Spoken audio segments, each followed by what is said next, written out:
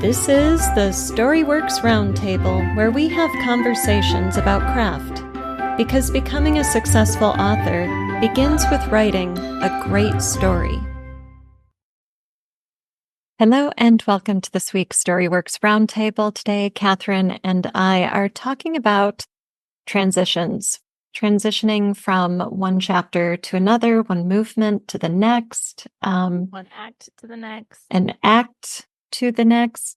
Yes. Yeah. So, we were talking about this with my coaching group recently. So I do have a few thoughts, but you brought up the topic, Kathryn. So I'm gonna throw the ball to you and see if there's something on your mind or It's like a good 90s PowerPoint presentation, right? Crossfade, fade to black. I'm gonna have my slide bounce in. That's right. No, but it is. I mean, it can be that awkward though, right? I mean, my favorite one is, books where we keep waking up in the morning, or, the sun rises on a new day, or, all of these kind of stereotypical indicators that it's a new thing happening. Right. You want to stay away from yes, repetitive transitions that keep happening over and over and over again. A date stamp at the top of every chapter. Yes. I feel like there's very specific reasons that could work. Yes. Historical fiction, for example, or if we're time hopping, or if we have, flashbacks or things like that. But otherwise, no. Mm-hmm. Right. No, it definitely is to be avoided as a rule, I think. Because when I see it in manuscripts, it's usually a device the writer is trying to rely on, but you can't rely on your readers to work with that. And as a reader, I might see a timestamp and say, okay, fine. But that doesn't mean I remember the previous timestamp at the top of the last chapter, or that it really is meaningful to me. I mean, sometimes there's like now, then as markers, but then you don't need those if the scene is doing its job of bringing us in and grounding us in the scene with those characters. All of that is framework. It's not part of your story. It's art around your story. So it can add to, but it cannot be what you're expecting people to read. Right. Yes. And I'll just do a shout out here to Dee Liebhardt, author of House on Fire, because she was on the podcast on 2 recent episodes. And House on Fire does use date and timestamps, but they worked. They didn't irritate me as a reader. And the character is an ER nurse, and so you get this sense of this is how the character functions in her world. Yeah.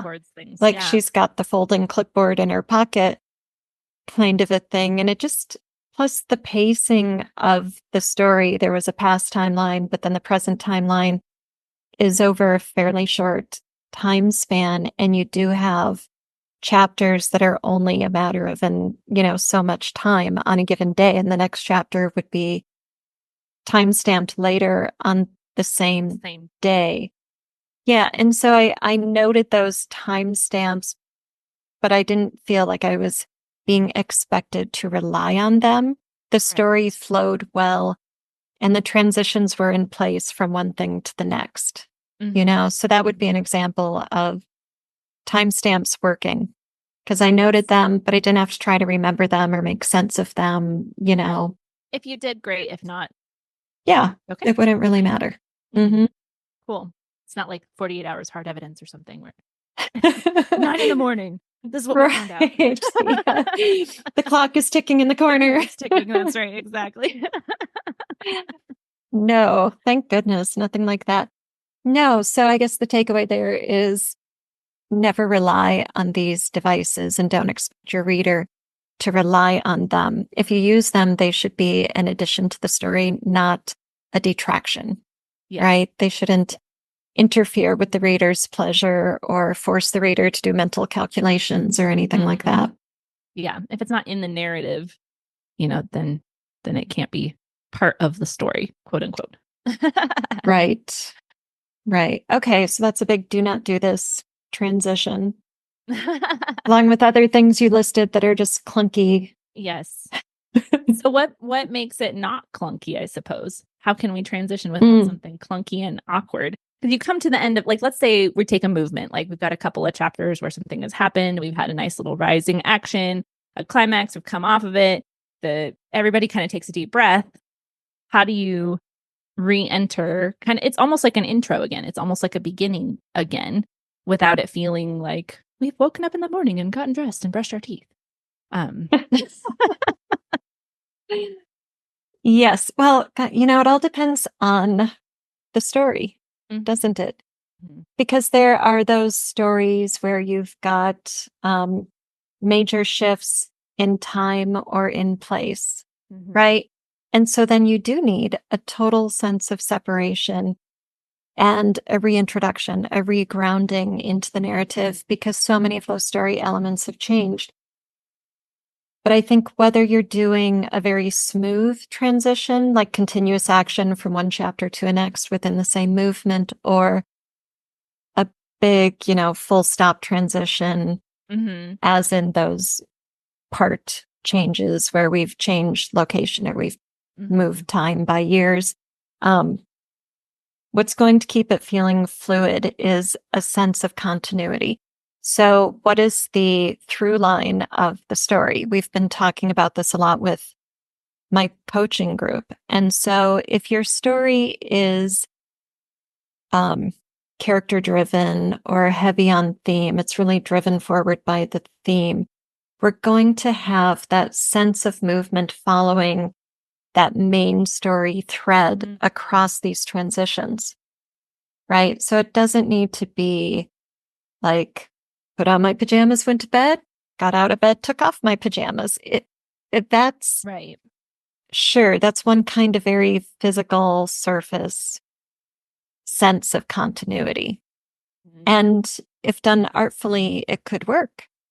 Maybe the person who goes to bed in those pajamas is 25 and who gets up in those pajamas is 35 or something. Right. Yeah. Right. And then you've got 10-year-old pajamas and woohoo.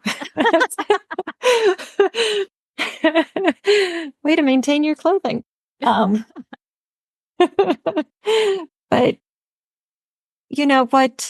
what really makes a transition is going to be specific to that story, and within that story, unique to that gap, scene, chapter, part, right, movement, whatever that gap is. So what we want to sense is continuous connection with the story. Yeah. I like how you said that with either, if your story is character driven, use the character. If it's theme driven, use the theme.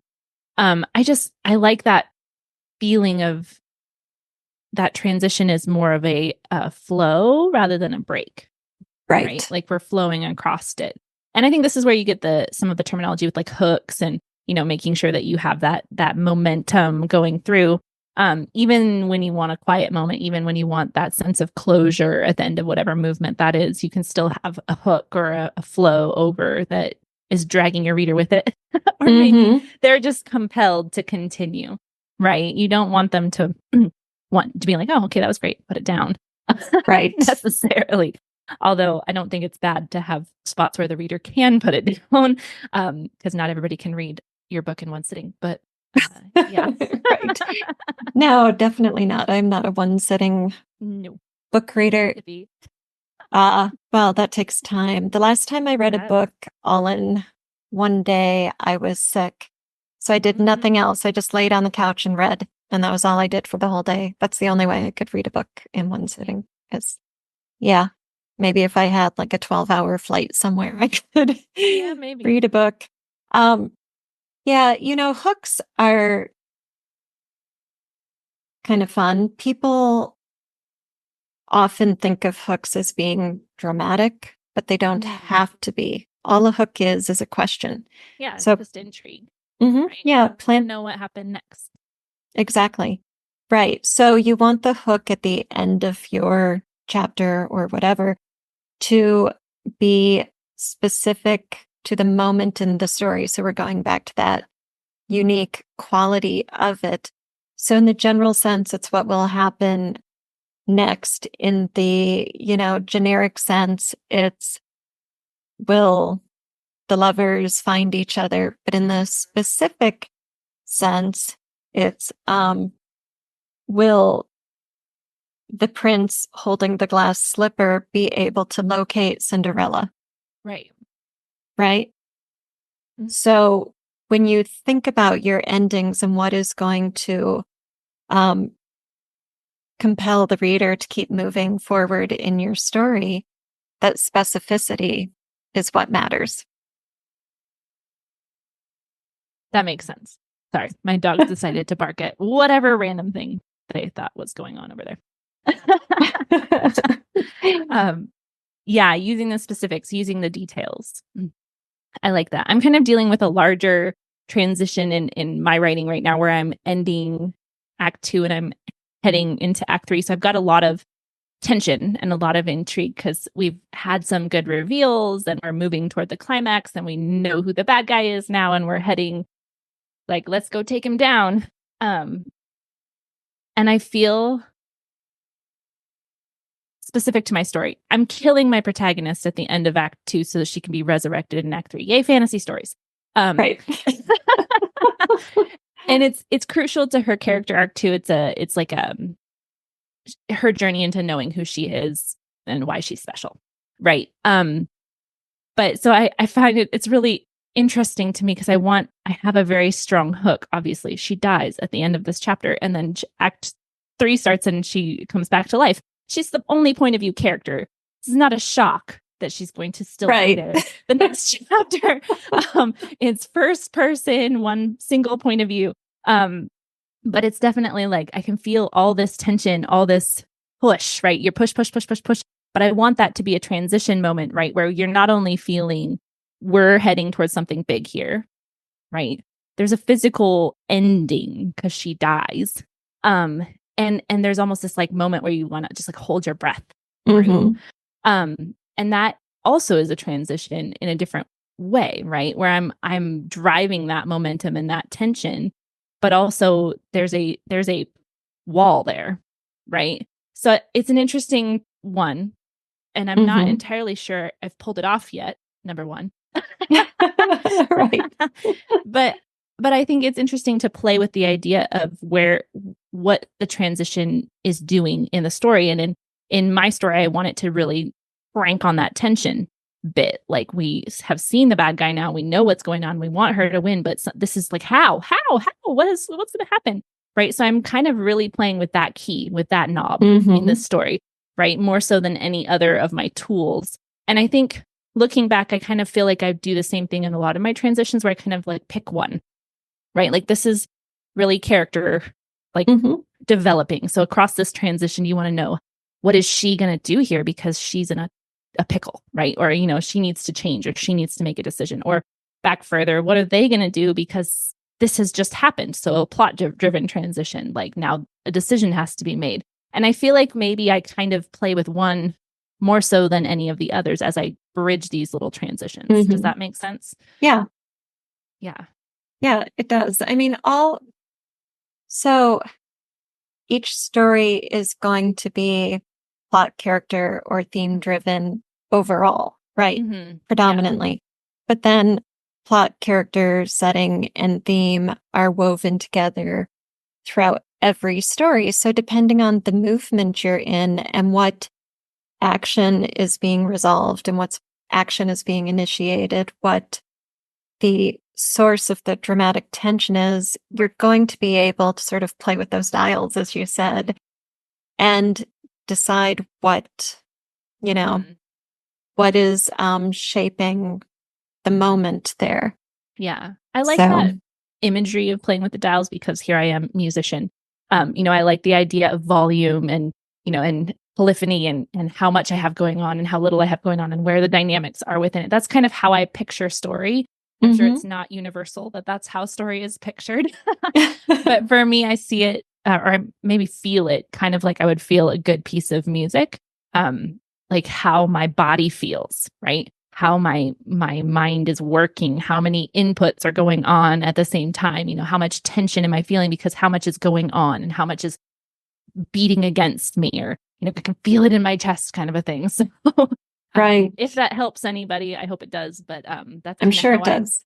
I picture story, how it weaves through. So Mm-hmm. yeah. Mm-hmm. Yeah. So have you written the transition yet? Are you on the other side of it in Act 3? I am not on the other side of it. And there's a specific reason I'm not. It's because for me, I need to sit with something for a minute to be able to feel how it needs to end up. So Right. I'm sitting in that tension right now on purpose, because I want the next opening chapter not to come out of this whirlwind of emotion and angst and all the things that have happened in me as the author, as I've been writing these chapters. I want to have that moment to and I can come back to it and write a strong ending to that tension rather than being too caught up in it. And this is me maturing as a writer. I would never have done this before, but I recognize in myself that I need to resolve a few things earlier in the book too, so that I can come out really strong out of this, so that I'm feeling grounded into Act 3. So no, I have not, on purpose. Gotcha. Nice.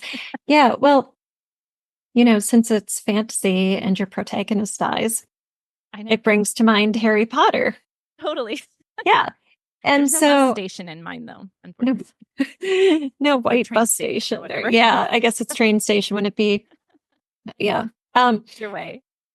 So I know you've read the books much more recently than I have, so correct me if I get anything wrong here, but we've got Harry dead, and that's going to be the end of the chapter. Huge dramatic hook, plot stakes are as high as they can be. And then we jump the gap because we want to know, now what? Right? And even though we know he's got to come back and he's got to defeat Voldemort, we still want to know, now what? And we go from the middle of an epic battle where our hero has just been felled to this white, quiet, blank space, and then Dumbledore appears and they, mentoring and stuff. Right? It takes you completely out. And it goes back to that teaching moment. Harry is he's the victor, but he's still the student, and all of these thematic things come together. Right? Yeah. Yeah. And at the end of that, he's got a choice. It's not forced. He still has agency. He could remain dead and move on to whatever's next, or he can go back to the fight. Right? So, we've got this quiet space to breathe and to think and to be with those themes and such. It's like in the middle of the battle, time stops and we go somewhere else. So they're very different moods, very different feelings. And our tension around good versus evil is just paused. Yeah. Yeah. It gives you a second to breathe. Yeah. And I feel like that's probably a similar feeling that I'm going for here. So that's, again, why I'm pausing my own self. Yeah, because obviously entering into the beginning of Act 3, I can't go in full blast. My volume still has to go up. So I have to give that moment of down and then moving back through. And yeah, there's a temptation to just blast right through it. And I don't want to do that. So no. Yeah, that's a great example. I feel like I need to go reread that now so that I can feel that tone difference, that shift. Right. And, like I said, I haven't read it in a long time, but I'm curious what the actual transition looks like. We've got the white space of a chapter break. But now that we've said this, I want to open the book and see what she actually does on the page at the sentence level and at the character level, Yeah, it's a little homework assignment for everyone. Right? Listening, go check that out. Particular transition, but if you can, as we're talking about this, think of a transition that did that for you, you can go find it and study it, because it's true. We have these in our minds. They're imprinted in us, right? Things that you remember as being powerful, as being a transition that you impacted you, right? And Right. not every transition needs to be that, but when you're talking about especially the climax of the book, or other things where you want that, it's pretty cool. Yes. Yeah. One of the things that came up in my coaching group is a story with multiple strong storylines, right? Like the family storyline and the work storyline kind of a thing. And the protagonist in one chapter is dealing with the family storyline, and there's the break, and the next chapter opens and we're with the work storyline. And the readers in the workshop pointed out, rightly so, that they felt like it was a little bit of a hiccup, right? Yeah, a little jolt. It's like, yep, the train lurched. And so we were talking about transitions and what could the writer do at the end of one and the beginning of the other to create that smooth flow of story, because it's not going to be setting. It's not going to be what the character is paying attention to specifically, going from the family to the work thing, right? So what is it? What is the thing that goes through? And as writers, that's the question we need to ask ourselves. Am I building a bridge, or am I making the reader go over a pothole? Right? Yeah. And I would say this is probably an even harder question for somebody writing multiple point of view, right? Where you're not even just changing locations or changing plot lines, but changing entire characters and who's speaking. And I think, at least in the successful ones that I'm thinking of, it has more to do with the authorial narrator kind of overarching voice than anything else, to be able to bridge those gaps, to be able to reestablish you in this new setting, in this new plot line, without feeling like you've left the same story, right? Because you have the same tone or the same voice or the same intention. And again, probably this has more to do with theme too. Like, if you can draw those theme threads across, then that probably would help. But I think the most successful transitions don't feel like you've broken out of the book, right? It's the same book, it's the same journey that you're on, and you understand that because they haven't changed that voice. Yes. Yeah. Which goes back to continuity. We need to feel like we're traveling down one river. Right? Many little bits of that river that all come together. We know it's coming. It's all going to be the same water eventually. Yeah, this brings up Barbara Kingsolver's Poisonwood Bible, because she's got 5 first-person narrators, right? The mother and the 4 daughters each have a point of view in the story, and it's told in first person. And so she accomplishes that sense of continuity as we move from chapter to chapter and switch not only point of view character, but narrator being first person. So then a good question is, what creates that continuity where it's not going to be an authorial narrative voice? Right? And she really does make each of those characters' voices distinct. Very distinct, yeah. Yeah. So we've got setting, we've got the concerns of the family, something I noted because we just looked at some excerpts in my coaching group, so it's fresh, it's top of my mind, is that at least with the chapters, we looked at the focus of the characters was very similar. So the first one, Leah, it's her first point of view. And they've just sort of arrived in the Congo. And so she's talking about the way they had to layer their clothing. Their luggage weight was restricted on the flight to the Congo. So to bring everything they needed for a missionary year in the jungle, they were putting on lots and lots of layers of clothing, and they were tying, utensils and stuff around their waists, under their skirts, because the airlines don't weigh the passengers. Right. Exactly. Yeah. And so we have all of these specifics around clothing from one character's perspective, and then we go into her sister Rachel's point of view. And Rachel continues the story of what it's like to be newly arrived in the Congo. And she's talking about clothing, but from a very different angle. Yeah. You know, what she's being deprived of as a fashionable teenage girl, and the way the Congolese dress, which, you know, you would never find on a magazine spread and such. And then we go to Ruth May, the youngest, the little girl, and she talks about clothing too, but she's focused on the children and what they have or don't have and how that compares and what she hears her parents saying. And so then that idea of clothing creates a through line. You know, there's a ton of continuity here, even though our perspective and the narrative voice are shifting. How cool. Yeah. Yes. Yeah, it really is cool. Yeah. I mean, I know not everybody loves that book. I've had plenty of people say they started and didn't finish, but it is worth a study as a writer, you know? Mm-hmm. Mm-hmm. Cool. Yeah. So work those transitions, people. Sorry, I had to.